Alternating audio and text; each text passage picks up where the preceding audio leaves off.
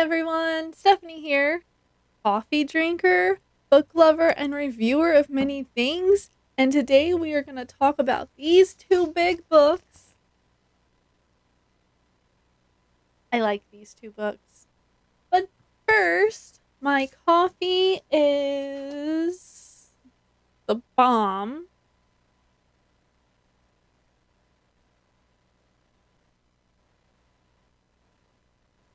Yes, it's the bomb. And my shirt you've seen before. Reader's gonna read. Yeah. Okay. So, first, I want to show you this book, The Curious Case of the Missing Mammoth. This book is super cute. I love this book. It's big, so I'm probably going to cover my face sometimes. Um, this is a Kane Miller book, and it is written by Ellie Hattie and Carl James Mountford.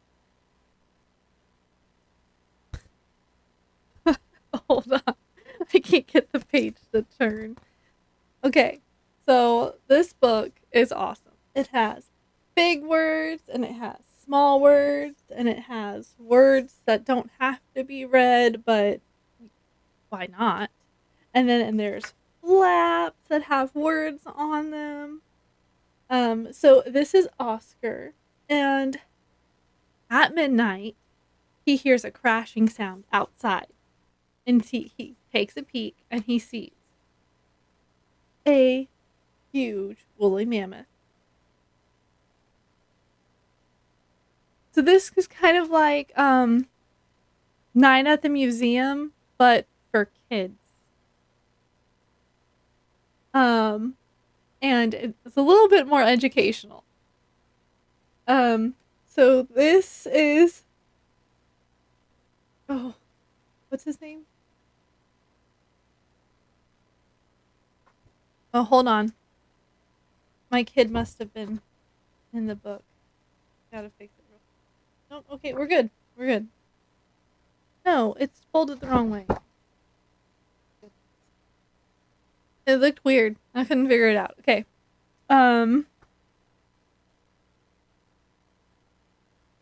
This is Timothy, and he's looking for his baby brother. And then they hear a crash over here. Yeah. And here, let me turn on this little light. I have a headache, so it doesn't help me, but it'll help you probably. And then you flip open the flap and look. This is Teddy. This is the little mammoth. And so they're trying to get Teddy. And so they make it to the museum and they have to, I'm not going to read the book to you, but these pages flip open like this. I have a great big page of the whole entire museum when you first walk in. Isn't it neat? Okay, I'm going to fold one side. It's easier to read this book if you're laying in the floor with your kid and the book is on the floor, because otherwise your arms hurt. But there's like little jokes like, what do polar bears eat? Icebergers. And then there's the polar bear down here. It's like, actually we eat seals.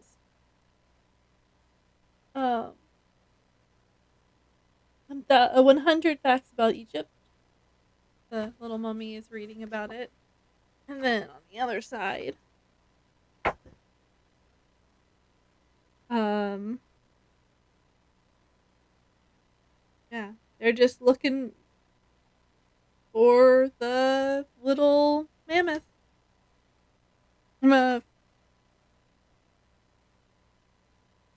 Yep. And they go through the different rooms, and they learn you you learn different things by flipping open the little doors and little pictures. Like blue whales are the biggest creatures on Earth. Did you know that? This has four other fun facts. Um, Coral live together to form reefs. Lots of creatures like crabs, fish, and seahorses live in the reef. Okay, I'm gonna just hold the book down here for a minute. My arm, I need to work out more. Um, they do they go to the library section and you see different portraits and you learn different things about them. And did you know the smallest book in the world fits on half a poppy seed? Yeah, I didn't either. And they go to the flight room and you learn about the different airplanes throughout the years. They go to a dinosaur room where there's a Flappy, and you learn about carnivores and Triceratops, and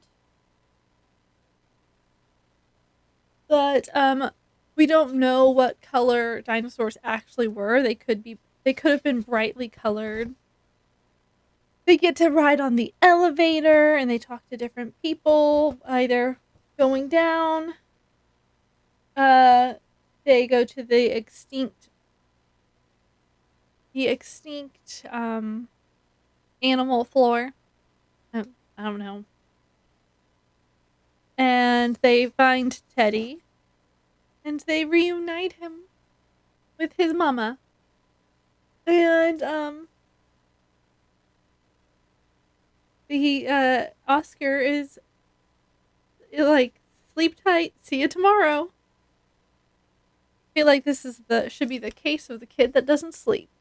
Um, I really like this book. I think it's got a bit of education, but it's also really fun to read, and I like to look at all the pictures. Yeah, books just for the pictures. Yeah. Um, and this is it's a fun book, and I like that. You know, it's a story. There's a story. You're looking for this little boy or this little mammoth. Um, and then where's the other book? Right here. Dogs in Space. This one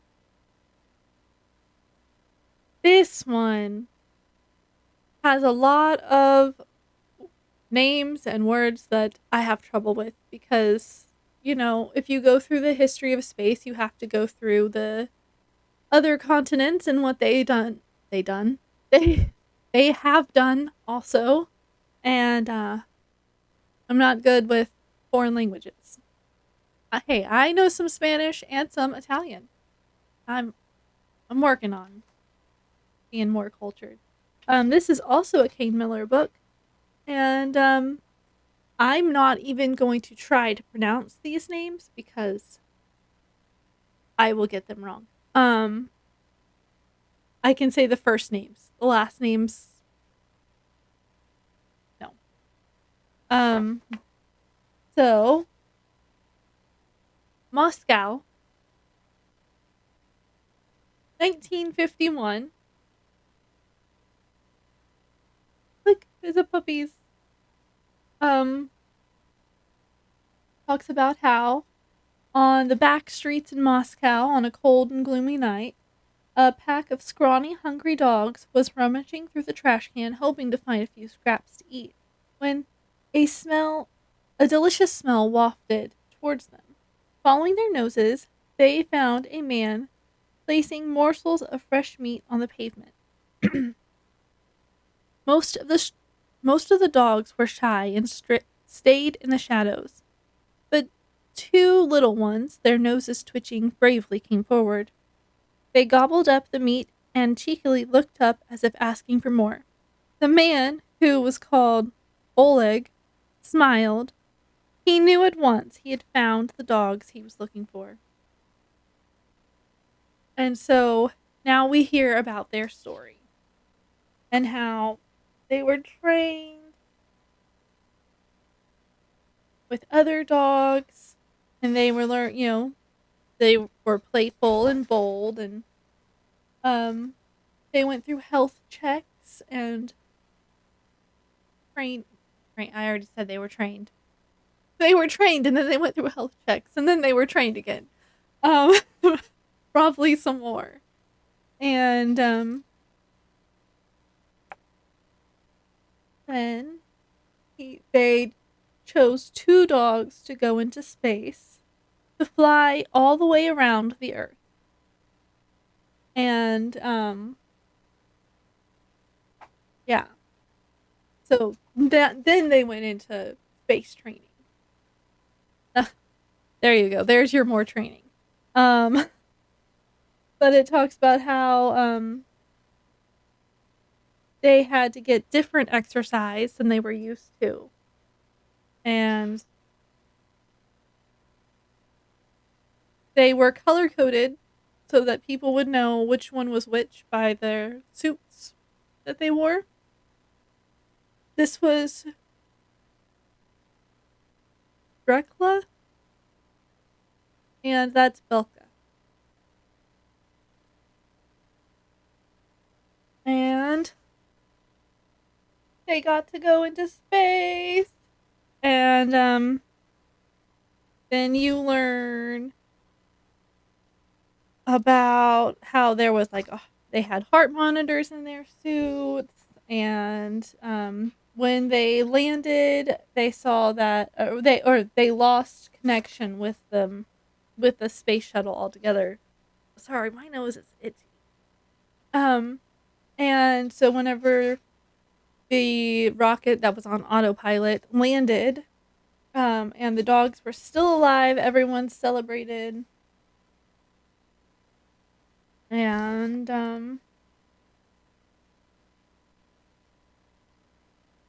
pretty much I like this one also because I like that it's got more of an education story. Like you learn more about it, about them, and like what the dogs had to go through. But they still have like the big words and the bright colors, and it's a great way to keep attention.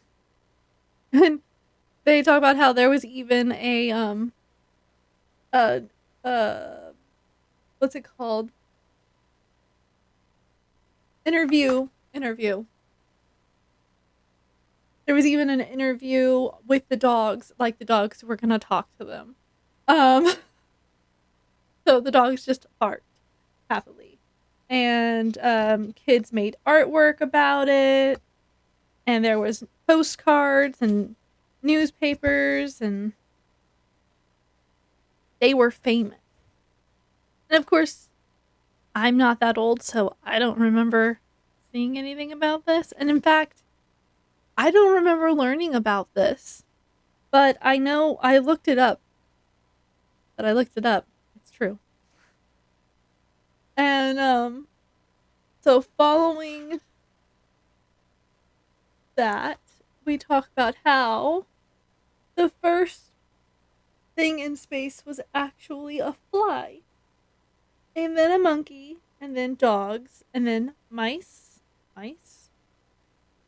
40 mice, a rabbit, two white rats, insects, and plants.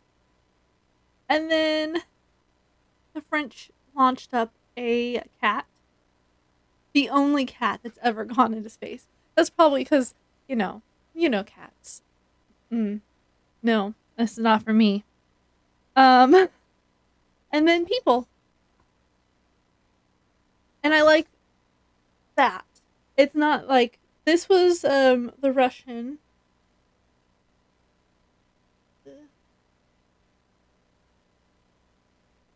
American. I think this was American also. Albert II.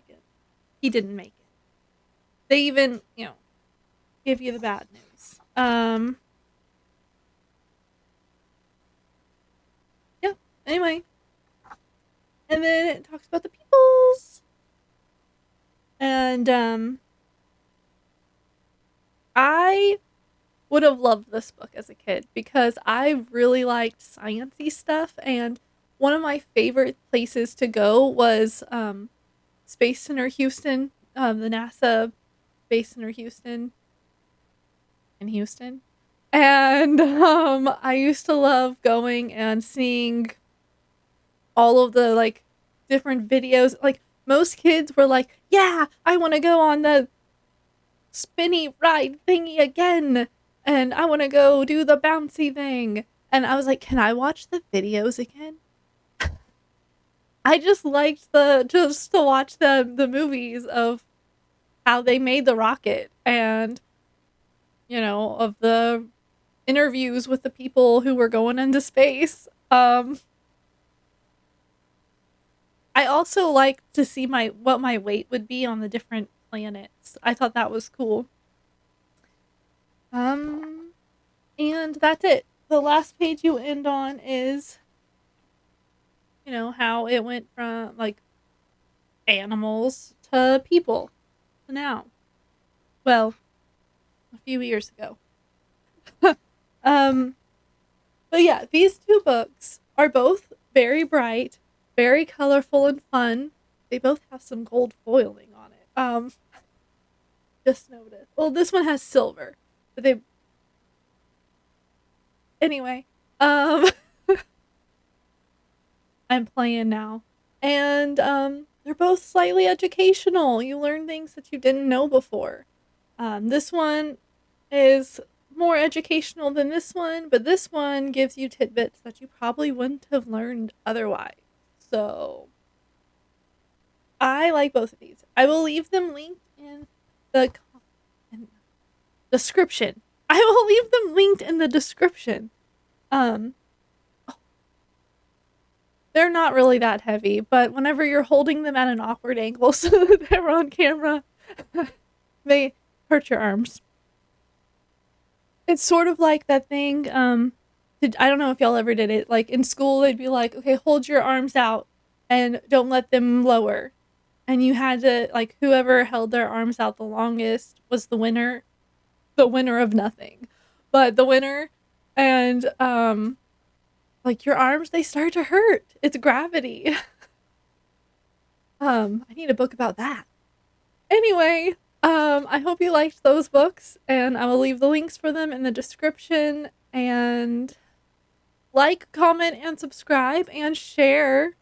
You're always welcome to share my videos. I do have it turned off so you can't like uh crop part of my video to make other videos. I say a lot of stupid stuff, okay? I say a lot, and I don't want to see people making fun of me. So I just like turn that off. Um did I say this was a PaperPie video at the beginning? It was. I was supposed to. I'm sorry. I did tell you my head hurts, so it's something. Um I will have the little video, a little pop up thingy, so that you can go see the other videos that I have. I don't know what else to say. Ow, I pulled my own hair. I will see you on my next video.